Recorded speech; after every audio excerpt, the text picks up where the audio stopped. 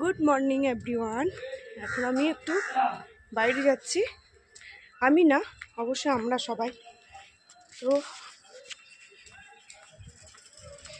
প্রচণ্ড কুয়াশা হয়ে আছে, বাইরেটা দেখতেই পাচ্ছ, পেছনে প্রচণ্ড কুয়াশা। এখন কিন্তু টাইম হচ্ছে 8:10।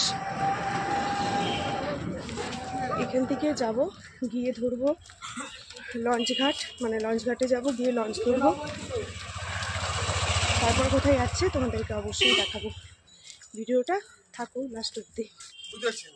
আমরা চলে এসেছি লঞ্চ ঘাটে, কিন্তু তার আগে একটা বিশাল ঝামেলায় পড়েছিলাম। দেখতেই পাচ্ছ বাইরেটা কতটা কুয়াশা। তো এই কুয়াশার মধ্যে তো লঞ্চ চালানো খুব মুশকিল, তার জন্য লঞ্চ চলেনি তখনও। আর লেগে গেছে লম্বা লাইন, যেখানে আমরা লাইনে প্রায় লাস্টের দিকে।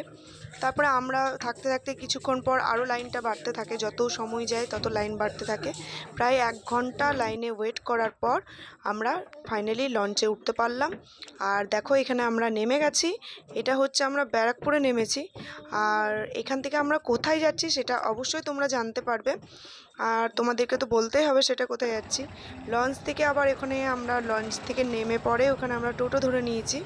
টোটোয় নেমে ওখান থেকে আবার ট্রেন ধরলাম, ট্রেন থেকে আবার নেমে পড়লাম। প্রচুর ঝামেলা।